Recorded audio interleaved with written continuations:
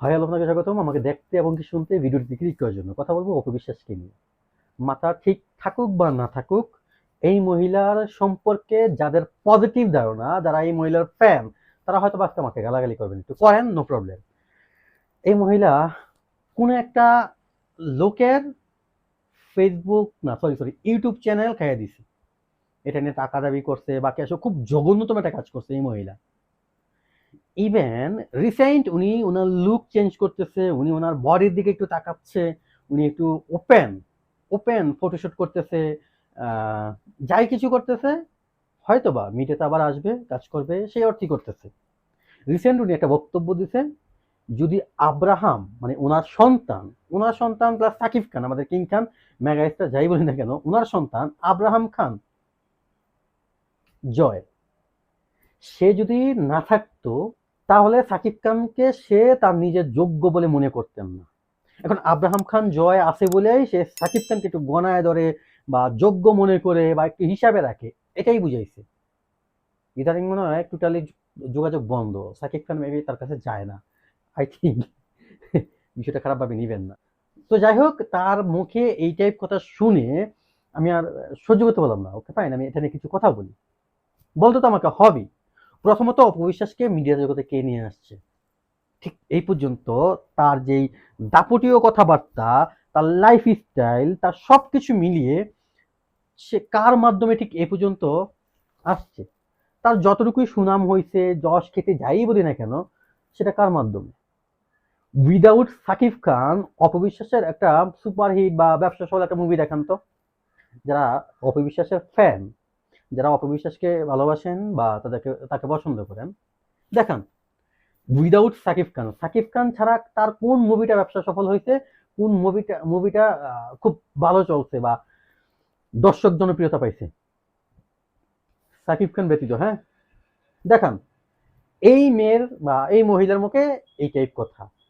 যদি আব্রাহাম খান জয় তার লাইফে না থাকতো, তার সন্তান না হতো, তাহলে সে সাকিব খানকে তার নিজের যোগ্য বলে মনে করতেন না। ভাই, তুমি কোন,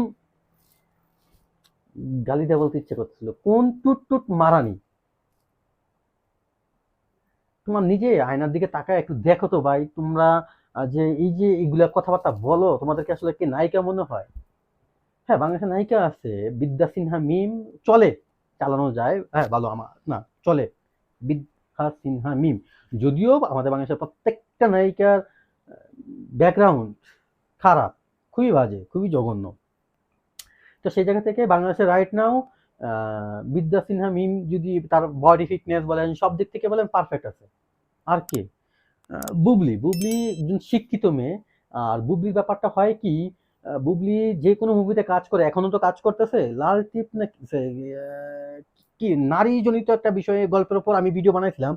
বুবলি ওই মুভিতে তার শুটিং চলতেছে বা কাজ চলতেছে, বাট অপবিশ্বাস তো টোটালি স্টপ, তাকে সে কোনো কাজ করতে পারতেছে না, সে এখন শোরুম উদ্বোধন করে। হ্যাঁ, সে জাস্ট উদ্বোধন আর্টিস্ট হয়ে গেছে এখন। অনেক কোথায় কি উদ্বোধন করে সেটা নিজে ভালো বলতে পারবে। তবে আমি তো দেখি শোরুম উদ্বোধন করে। তো যাই হোক, এই অপবিশ্বাসের মার্কেটটা আসলে এখন টোটালি নাই। এখন সে একটু লাইন আপে আসার জন্য, একটু নিজেকে একটু সবার সামনে আবার লাইন লেটে নিয়ে আসার জন্য সাকিব খানকে পচাইয়া, বা এখন তো সাকিব খানময় পুরাই মিডিয়া। সাকিব খানকে নিয়ে কথা বললেই হিট, সাকিব খানকে নিয়ে ভিডিও বানাইলেই ভাইরাল, সাকিব খানকে নিয়ে কোনো টাইপ কথা বললেই পিছন ফিরে তাকাতে হয় না, সবার চোখে চলে আসে, সবার নজরে চলে আসে। তো সেই টেকনিকটা সে কাজে লাগাচ্ছে। তা না হলে তো এরকম কথা তার মুখ দিয়ে বলা বা আসা বা সে এই টাইপ চিন্তা ভাবনা করা কোত্থেকে আসে রে ভাই? কোথায় রাজধানী, কোথায় বিছনায় মুতুনি, একটা কথা আছে না? সরি আমি এভাবে বোঝানোর জন্য। তো সেই অর্থে তার এই টাইপ কথা শোনার পরে যারা সাকিবিয়ান আছেন, আমার মনে হয় তাদের সবকিছু জইরা পড়ে গেছে নিচে। আমার মনে হয়, আমার মতোই, কষ্ট করতে হয় নাই। হিন্দিতে যে এটাকে এটা যেটা বলে ওটার কথা বলতেছি, ওকে ফাইন। এই মহিলার কথাবার্তা শোনার পরে আব্রাহাম খান জয় যদি না থাকতো, সে শাকিব খানকে নিজের যোগ্য বলে মনে করতো না। আছে কোনো লেবাস, আছে কোনো বডি, আছে কোনো ফেস, কি আছে এই মহিলার আসলে? মহিলাই তো ধরা যায়, এখন তো সেরিও বলা যাবে না, সেরি বুঝেন মেয়ে মেয়ে বা যাই হোক, এখন তো মহিলা। আর এখনই তার এই সব কথাবার্তা। এর ভেতরগত কত জঘন্য, কত খারাপ সে, কত সে মানে ধোঁকাবাজ, দান্দাবাজ, এটা নিয়ে আমি আরেকটা ভিডিও বানাবো। আমার কাছে এটার ভিডিওর কিছু ক্লিপস আছে, তার বিরুদ্ধে কিছু অভিযোগের ক্লিপস আছে। তো তার কি বলে সহকর্মী, তার অ্যাসিস্ট্যান্ট, পার্সোনাল অ্যাসিস্ট্যান্ট আর সে মিলে প্রায় একটা লোকের কাছ থেকে প্রায় 70 লাখ নাকি, যাই হোক এমন একটা বিগ অ্যামাউন্ট দাবি করছে, তার ইউটিউব চ্যানেলটা খেয়ে দিছে বা কিছু বিষয়।